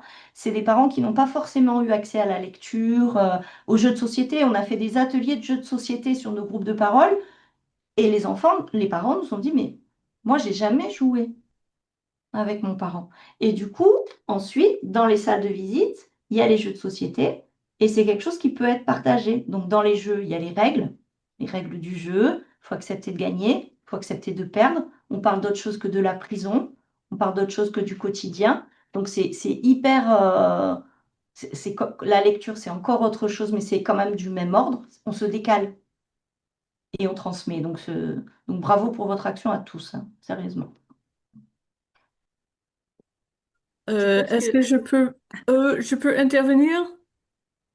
Je sais pas. Oui, moi je sais pas, oui. bien sûr. OK. Alors, je suis bénévole à la maison d'arrêt de Châlons en Champagne. Et dans ce lieu, la plupart des personnes viennent de loin. Ils sont incarcérés à Châlons, mais ils viennent de très très loin du nord de la France. Les femmes ont pratiquement jamais de visite. Et le parloir n'est pas ouvert ni dimanche ni lundi. Ce qui fait que le week-end, quand certaines familles pourraient se déplacer, eh ben, ils n'ont pas de parloir. Euh, c'est, c'est pour ça que moi, je suis hyper positive pour lire en famille, mais j'aurais bien aimé que ça soit légèrement changé. Par exemple, j'ai une femme qui lit, elle a un niveau d'un enfant de 6 ans, de niveau de lecture. Donc, on choisit des livres que quand elle sortira, elle pourrait lire à sa petite fille. Ou une autre qui prépare son premier rencontre avec son garçon dans le parloir. Mais les deux autres qui sont hyper loin, qui ont des ados de 14 ou 15 ans, je ne sais pas trop comment on peut avoir ce partenariat avec la famille. Est-ce que c'est possible? J'en ai déjà demandé que le père puisse donner le livre aux parents qui sont dans le parloir et que les parents puissent transmettre le livre à l'enfant. Je sais pas. Je sais pas. Je suis. Ça, moi je pourrais pas vous répondre, du coup, Ouais, ben c'est plutôt. Oui, moi, je peux vous répondre. Oui, oui, en effet, ça c'est possible de transmettre un livre au parloir. Il faut juste que la personne détenue ait l'autorisation de venir avec le livre et de le transmettre, et qu'il soit évidemment avant contrôlé, parce qu'il y a aussi beaucoup de personnes détenues qui souhaitent transmettre des choses mais pas légales. Oui. Donc il faut un contrôle. Après, sur ce que vous dites sur les jours de parloir, euh, vous avez raison de pointer ça. C'est vrai que c'est compliqué parce que chaque établissement pénitentiaire a son règlement intérieur avec les jours de parloir et les horaires. Et en fait, c'est aussi, comment dire, ce règlement, notamment sur les parloirs, il est fait par rapport aux brigades parloirs. C'est-à-dire que en fonction de l'effectif des agents, malheureusement, on ne peut pas ouvrir les parloirs tous les jours de la semaine. Et c'est vrai, bah, il y a beaucoup de prisons où le dimanche et le lundi, euh, ce sont des jours qui ne sont pas ouverts pour les parloirs. Mm. Il y a des établissements qui ouvrent toute la semaine, d'autres qui ont 3 jours. Enfin, c'est très variable. Et c'est vrai que la maison d'arrêt Châlons-Champagne, c'est un établissement qui est, oui, particulier parce il y a beaucoup de personnes détenues, oui, qui viennent de loin, et donc c'est compliqué, voilà, de préserver ce lien familial. Donc, mais oui, ça c'est possible. Il faut vraiment que la personne détenue, voilà, demande l'autorisation, et en principe, il y a aucune difficulté. OK, merci. Je vous en Et prie. j'ai une question, peut-être que vous pourrez me répondre, Inès. Est-ce que, par exemple, parce que c'est des coûts financiers énormes pour les familles, ces trajets, certains Ouais. ne peuvent pas se payer ce trajet-là.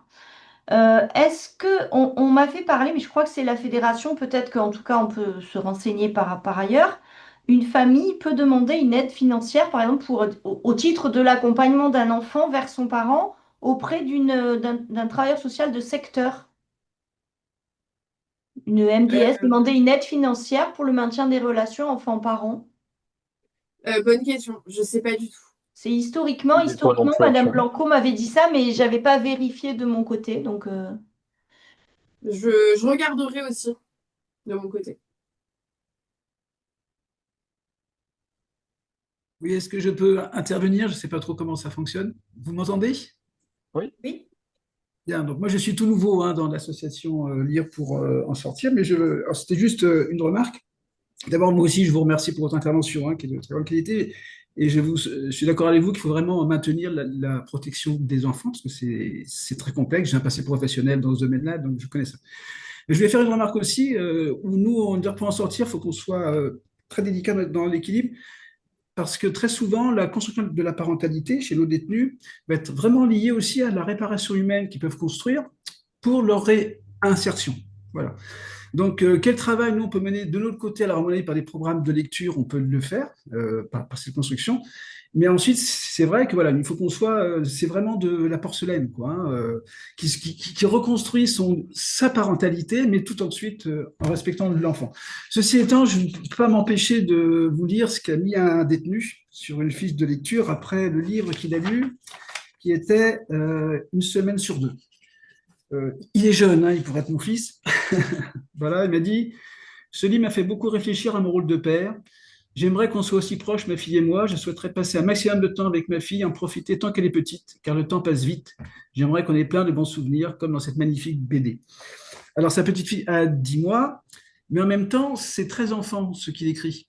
Voilà, c'est en ça que je dis qu'il y a vraiment un lien de la parentalité à construire, parce que on sent qu'il a besoin de l'amour de sa fille, voilà, mais sa fille a besoin aussi de lui, son amour en tant que père. Donc c'était juste pour dire toute la difficulté de l'équilibre que l'on doit trouver entre cette parentalité qui est indispensable pour qu'il se réinsère après, j'en suis convaincu, parce que quoi qu'ils aient fait, il y a des humanités à réparer, alors avec toute la complexité, hein, loin de moi d'être donneur de leçons, parce que c'est très complexe, hein, l'être humain.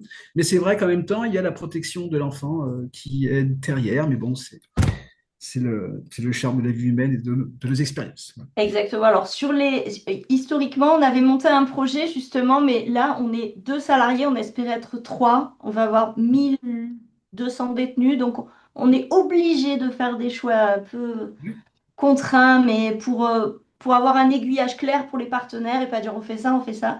Mais historiquement, on avait mis en place un projet où justement on accompagnait les bébés, voir le père, à la place de la mère, en plus, de manière à ce qu'on puisse prendre des photos. Alors là, j'ai pas parlé des photos, pardon, mais c'est vraiment, je trouve que les établissements qui peuvent mettre ça en place, donc nous on le fait, il y a ensuite l'enfant a sa photo avec le parent et le parent a sa photo avec l'enfant.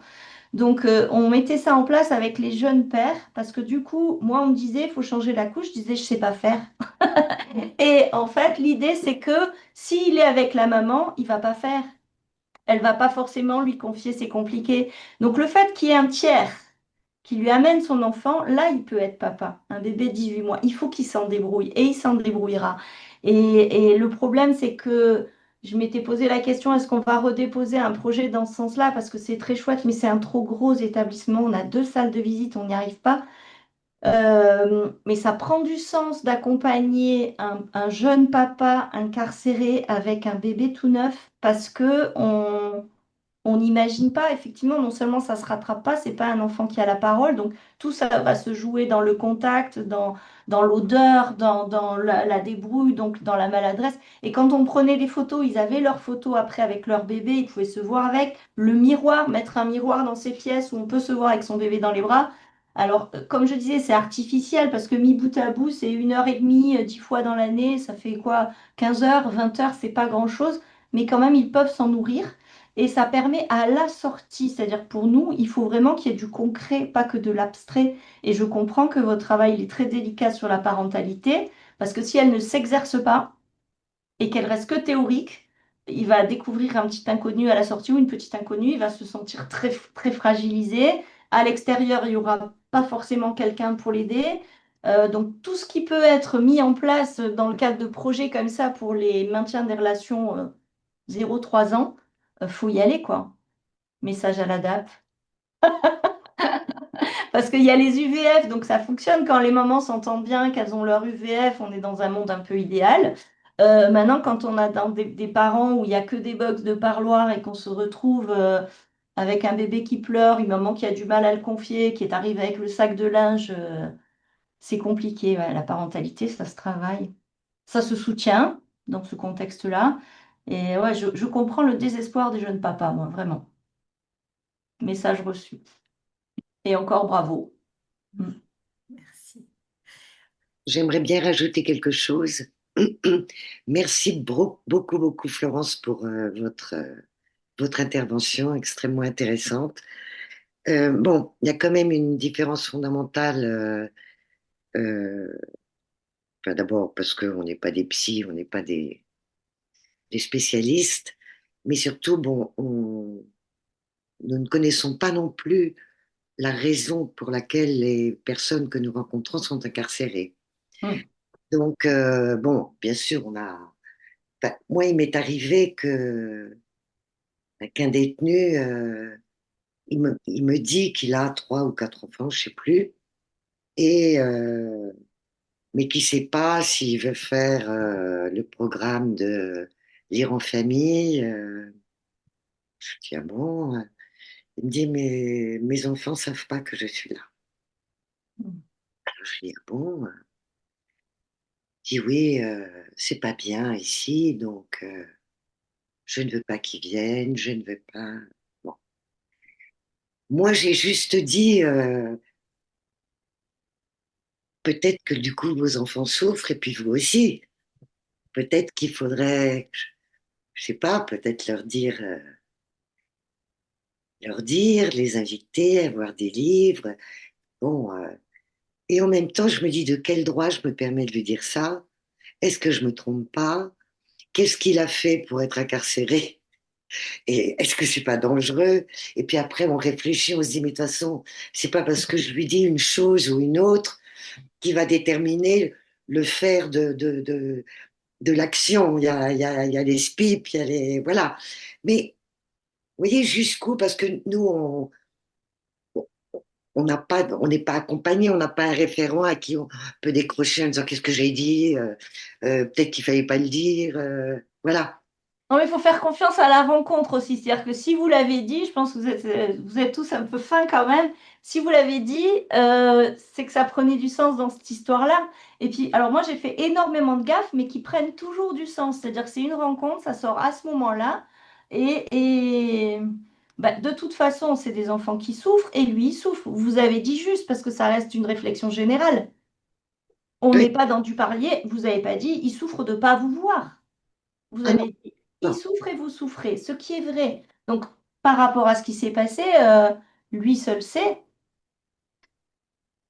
et vous avez quand même engagé quelque chose qui peut travailler ailleurs aussi. Donc, c'est du chouette. Moi, j'ai une question pour la DAP. À Rennes, il y avait une association qui s'appelait Enjeux d'enfants qui a été dissoute en mars 2025 pour des questions financières. Et je voulais savoir comment ça se passait pour quand il y avait plus d'associations qui intervenaient, si la direction de l'administration pénitentiaire prenait le relais, comment ça se passait pour ces enfants-là.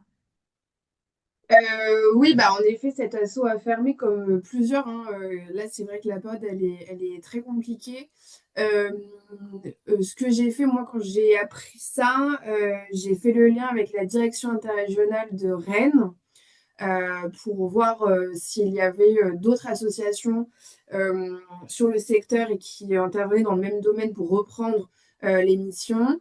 J'ai évidemment aussi contacté Hugo de la Fédération des relais enfants-parents pour voir si voilà, ils avaient connaissance de REP qui intervenaient aussi. Il s'avère qu'on a quelques associations qui pourraient reprendre l'accompagnement des enfants. Donc voilà, on est en train de voir ça avec Hugo et la DI de Rennes. Nous, malheureusement, on ne peut pas reprendre le relais. Euh, Puisque, comme je le disais au tout début, en fait, on n'a pas la charge des familles. Donc, on ne peut pas prévoir un accompagnement voilà, enfin, de surveillants avec les enfants. C'est pas possible. Il faudrait vraiment.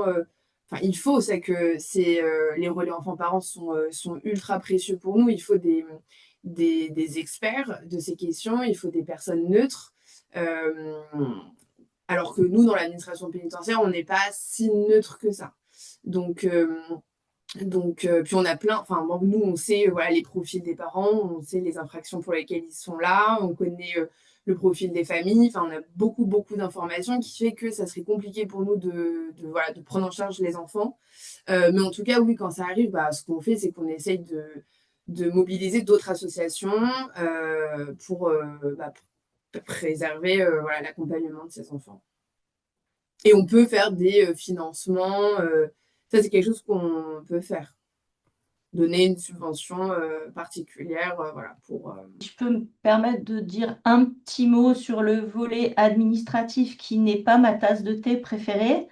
Donc j'ai une formation psychologue, je suis au relais depuis 93 et on est encore en difficulté financière. Donc ça veut dire que je m'astreins à monter plus de 10 dossiers par an pour avoir les financements parce que nos salaires, ben, c'est de l'argent public à mon collègue et à moi. Mais il faut bien le trouver dans les lignes qui dépendent de chaque, la région, l'État, le département, la ville, le SPIP, et j'en oublie. Donc là, le département des Bouches-du-Rhône qui nous concerne diminue de 30%, donc je vais aller voir le département du Var. Pendant ce temps, je laisse le terrain alors que c'est pas ce que j'ai envie de faire, mais ça fait partie des contraintes pour survivre. Du coup, je me dis que vraiment la mixité salariée bénévole est d'une vraie richesse, parce que ça, j'ai trop peu parlé, pardon, du rôle des bénévoles au sein du relais enfants-parents. Donc, en fait, mon collègue ou moi, on a certaines visites qui sont très compliquées de par les formations, on les assure. Parfois, c'est l'ASE, mais on a les bénévoles qui interviennent. Et je peux vous dire qu'on a beaucoup de personnes en détention qui ont connu l'aide sociale à l'enfance, les mesures éducatives, les foyers. Et le fait d'avoir des bénévoles, alors qui sont encadrés, avec qui on discute, hein, on ne les laisse pas tout seuls parce que c'est trop dur, hein, et ben c'est hyper chouette. Et j'ai même encore une jolie histoire. On avait Émile qui avait accompagné deux petits jumeaux. À l'époque, on faisait les accompagnements en voiture, on ne fait plus pour voir leur père. Et les deux petits jumeaux, ils se levaient, donc il a dû se garer sur le côté et il a dit, je vais pas pouvoir vous amener voir papa si vous vous calmez pas. Et ils lui ont dit, 7 ans, on s'en fout, tu seras pas payé. Et il leur a dit, mais je suis pas payé. Et donc à partir de là, on a travaillé avec le parent. Le rôle de l'intervenant bénévole pour nous, c'est vraiment un acte citoyen qui rentre en prison. Donc ce que vous faites, encore une fois, par rapport à des gens qui ont quand même été bien abîmés par leur vie. Et le bénévolat rajoute un vrai plus. Alors, bien, bénévolat, ça veut dire compétence, encadrement, réflexion. C'est pas agir de manière trop légère, hein, on le voit bien, vous vous posez toutes les bonnes questions, mais ça prend vraiment du sens. Ça prend vraiment du sens. Donc, mais il faut se battre parce que les bénévoles, les associations que j'ai connues de bénévoles seuls ont beaucoup coulé ou sont en grande souffrance. Les associations comme Rennes, moi j'ai appris à la fin le fait qu'ils aient coulé, et j'en suis très désolée, mais c'est des questions de dossiers de financement qui n'ont pas été faits dans les bons délais ou de manque de trésorerie ou d'un financeur qui est parti. Donc il faut se battre. Nous, on espérait être trois, on n'est toujours que deux. Donc après, c'est toujours triste hein, parce que reconstruire quelque chose qui existe, qui a disparu, c'est pas la même chose. Hein. Faut repartir de zéro. Et l'histoire doit être humaine, hein. Je pense qu'elle doit être humaine. Et moi, en jeu d'enfant, c'est une association que je connaissais historiquement depuis longtemps, donc je suis aussi triste de leur disparition. Mais c'est des contraintes financières qui ne dépendent, comme le dit Inès Bogan, pas que de l'administration pénitentiaire, puisque nous, on a la région, le département, la ville, la CAF. Chacun doit prendre sa mission à cœur et donner une enveloppe qu'il faut savoir demander et présenter. C'est pas le meilleur du boulot. Moi, je voudrais reposer une autre question. À la maison d'arrêt de Nanterre, en fait, il y a un accueil, il y a une petite maison dans laquelle il y a les fameuses bornes dont vous avez parlé tout à l'heure, et puis les casiers pour mettre les sacs et les téléphones. Et il y a un local qui est tenu par une association qui, quelques heures par semaine, fait un accueil des familles avec un petit goûter, des boissons, des petits gâteaux, des choses comme ça. Et il y a un tapis et des petits meubles pour enfants. Et je crois qu'ils sortent des jeux, je ne suis pas complètement sûre, mais en tout cas, voilà, il y a des bénévoles qui sont là, qui sont très dévoués. C'est pas la même chose que vous, ce que vous faites, Florence. C'est-à-dire, OK, on est d'accord, c'est encore autre chose. Votre structure, elle n'existe pas dans tous les centres? Non. Mais les centres d'accueil des familles que vous décrivez non plus. Non plus, d'accord? Là, je fais une petite parenthèse depuis ma vieille expérience. Moi, j'ai connu, c'est-à-dire qu'aujourd'hui, dans les prisons, les accueils familles sont délégués au privé. IDEX, GEPSA, donc il y a des sites, etc. Maintenant, quelqu'un vient à l'accueil des familles de Marseille, va avoir son petit formulaire. son petit papier, mais il n'y aura plus l'accueil associatif que j'ai connu par deux associations qui s'appelaient l'Association de parents détenus et le Centre d'accueil des Baumettes, qui toutes les deux ont coulé, pareil, pour des raisons de gestion. C'est-à-dire qu'une association aujourd'hui, elle est obligée d'être gestionnaire avant d'être association, en même temps les deux. Mais nous, notre travail, il est vraiment dirigé vers les enfants qui ne peuvent pas voir leurs parents en prison à Marseille. Donc, on a vraiment fléché cette action-là. Encore que pour les femmes, on peut accompagner les enfants dans les salles aménagées en plus des parloirs, c'est-à-dire qu'on s'adapte, mais on n'est pas un accueil des familles. L'accueil des familles, donc il y a une salle d'attente pour les personnes en attente de parloir. Comme vous dites, il y a les bornes qui là, pareil, ne marchent plus. Il y a les colis de Noël, mais ça, c'est un accueil des familles qui est délégué à une gestion privée qui est payée pour faire l'accueil des familles. Et il y aurait pu avoir une association en plus avec des bénévoles, peut-être une salariée. Il n'y a plus.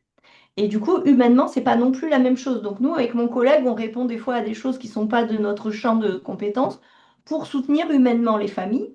Parce que ce qu'il faut savoir, c'est que l'associatif porte quand même plus l'humain qu'une gestion déléguée, je trouve, hein, de mon expérience à Marseille. Et ça manque cruellement. Donc, Moi, je me oui, permets juste de rebondir, pardon, sur ce que vous venez de dire, Florence. Alors là, vous parlez des Baumettes, parce que ouais, c'est pas du tout comme ça pour les autres établissements. oui, Il y a des établissements qui sont en effet à gestion déléguée, mais il y a encore des des associations bénévoles en dans les plus. accueils familles. Par exemple, à Paris La Santé, moi, quand j'y étais, il y avait un personnel de GEPSA et Et les deux. bénévoles qui venaient tous les jours. Et il y a aussi des établissements qui ne sont pas à gestion déléguée, qui sont vraiment gérés par le chef d'établissement et l'accueil des familles est soit géré par les surveillants, soit par les surveillants et l'association qui intervient. Donc, en fait, c'est très C'est varié. voilà, c'est très varié. Là, en effet, sur Marseille, c'est cette situation-là que vous Ouais, décrivez. Mais c'est pas du tout le cas pour tous les bien sûr, établissements pénitentiaires. tant mieux. Et tous les établissements pénitentiaires sont dotés d'un accueil famille, puisque c'est l'endroit obligatoire où les familles passent pour les rendez-vous parloirs ou déposer du linge. Donc c'est là où ils font le check avec les surveillants sur les pièces d'identité, sur voilà, est-ce on a la bonne famille pour le bon rendez-vous parloir. C'est là où, en effet, elle dépose les effets personnels dans les casiers. Donc ça, tous les établissements ont un accueil famille, mais tous les accueils familles n'ont pas forcément d'association. Voilà. Après, on a eu des établissements où les accueils familles ont brûlé, où il y a eu voilà, des inondations, et donc, momentanément, on a dû ne pas plus utiliser l'accueil famille. Et puis après, on a des établissements aussi qui sont très petits, où il n'y a pas forcément il n'y a pas beaucoup de visites, et donc on n'a pas d'accueil famille. Mais c'est vraiment une minorité, et on parle d'une dizaine, même pas d'établissements pénitentiaires. Voilà. Je voulais juste faire cette clarification. Oui, bien sûr, bien sûr, bien sûr. Mais merci pour c'était bien aussi voilà, d'avoir votre témoignage sur ça. A priori, moi, de ce que me dit une bénévole là, qui elle rentre plus du côté parloir avocat parce qu'elle appartient à une autre association, il y a bien un accueil parent-enfant au parloir avocat au niveau du parloir avocat à la maison d'arrêt. Moi, ce que j'évoquais, c'est la petite maison qui est à l'extérieur l'accueil famille. de la détention, qui est un accueil famille où il y a donc les fameuses bornes, les casiers, avant de passer la fouille, avant de rentrer dans la détention. Mais en fait, moi, je mets un peu un pavé dans la mare. J'espère que Myrtille, elle m'en voudra pas. Ça fait très longtemps que je suis à la maison d'arrêt de Nanterre. On avait un budget pour donner des livres et participer à l'accueil des familles à l'extérieur. Et en fait, on n'a jamais réussi à mettre en place parce que ça marche pas, quoi. Enfin, c'est trop compliqué. Enfin, je sais pas comment on peut dire ça, Myrtille, mais en fait, moi, je suis très désolée parce qu'en fait, ça me fend le cœur de voir que nous, on a des livres et des compétences et qu'on avait des bénévoles et que pour des raisons qui sont peut-être légitimes et bonnes, je sais pas, mais en fait, on n'arrive pas à mettre les choses en place et donc, en fait, il y a rien de ce côté-là, au moins de la lecture. Hein, je parle que de la lecture. Hein. Ouais. Au niveau des enfants. Et voilà, moi, je trouve ça difficile. Enfin, en tant que bénévole, c'est quelque chose qui est difficile pour moi de ne pas avoir. Enfin, je sais pas, moi, pour moi, j'y vais. Voilà, quand on est bénévole, on y va vraiment pour les enfants. On y va ou pour les détenus. Enfin, je veux dire, avec la volonté de faire avancer le schmilblick. Et je trouve que c'est pas forcément évident de voir que. voilà, on a en face une structure qui a d'autres, quelquefois, d'autres façons de fonctionner, d'autres raisons. Enfin, je ne sais pas si je me fais comprendre. Juste une question, c'est là la difficulté que vous abordez, c'est en fait vous avez proposé de faire une donation de livres et ça n'a pas pu se faire, ou c'est une donation mais également mettre en place des ateliers lecture dans l'accueil famille de Nanterre. Je besoin Alors, juste de précision sur le contexte. pour clarifier un petit peu, Lire pour en sortir intervient dans certains accueils familles, mais qui sont encore relativement peu nombreux par rapport au nombre total d'établissements qu'on a en partenariat.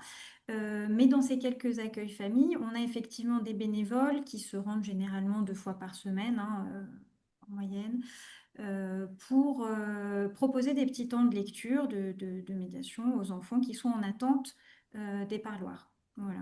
Donc c'est vrai que c'est un projet qui a été sur la table avec Nanterre, qui là actuellement ne se concrétise pas.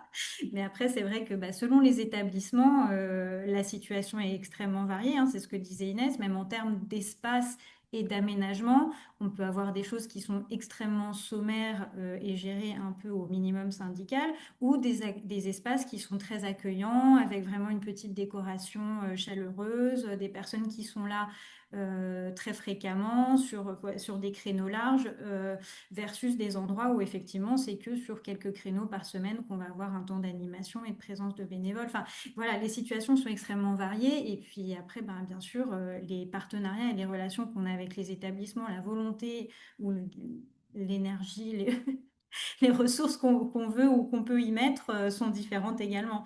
Donc, on essaye d'avancer pas à pas, voilà. On Donc, pour répondre à la question d'Inès, on avait proposé et un don de livres et des animations. Ouais, Les voilà. deux, en fait. Ok. Du coup, c'est bien voilà, que vous m'en parliez, comme ça je vais pouvoir me renseigner. Moi, je sais, parce que quand j'étais à Paris La Santé, on avait une bénévole justement de Lire pour en sortir qui intervenait le mercredi et le samedi matin.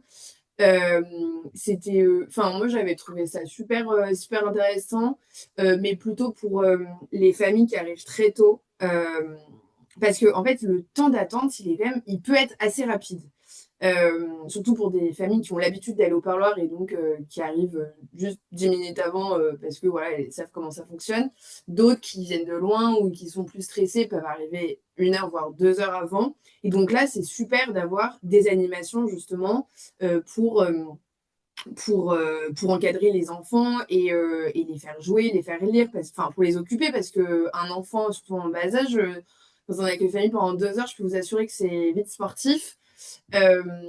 Donc si ça se fait pas dans d'autres établissements, soit parce que la direction estime qu'il n'y a pas besoin, c'est pas nécessaire, euh, soit parce que ils estiment que ça peut prendre le pas sur le rôle de l'association qui intervient en accueil famille, alors que les missions sont très distinctes, mais il y a des assos en accueil famille qui ne veulent pas du tout partager. Voilà, c'est leur local, c'est les seuls qui interviennent et ça restera les seuls. Enfin, vous connaissez, vous êtes dans l'associatif, donc vous connaissez un peu voilà, des guéguerres sur ça, c'est nul parce que c'est vraiment juste. Enfin, vous êtes très complémentaires, quoi, donc c'est dommage, mais oui, ouais, ça peut être ces raisons-là. Et puis d'autres établissements qui refusent parce que ça rajoute aussi du monde dans les accueils familles. Euh, donc ça peut être plus difficile à gérer. Donc, bon. Mais je vais quand même me renseigner sur Nanterre au cas où. Voilà, moi je vais juste faire je vais pas leur dire, j'ai une bénévole qui m'a dit que, pas dire ça, juste faire un petit point sur l'accueil famille, comment ça se passe, et des choses qui sont proposées, et souffler dans l'oreille que Lire pour en sortir, ça serait chouette qu'ils interviennent. Et je ferai un retour à Myrtille. Oui, si Merci. je peux prendre la parole. Ah, bah Oui, voilà, oui. Dominique. Bonjour Inès. Parce que moi, justement, j'interviens à la santé et c'est quelque chose qui fonctionne bien.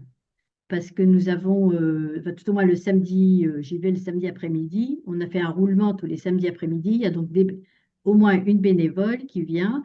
Et donc, nous arrivons à faire des petits ateliers de lecture avec les enfants. Alors, c'est vrai que le temps est très court, comme vous le disiez, Inès, hein, le temps est très, très court. Par moment, on les a 10 minutes, comme on peut les avoir 30 minutes, hein, c'est très variable.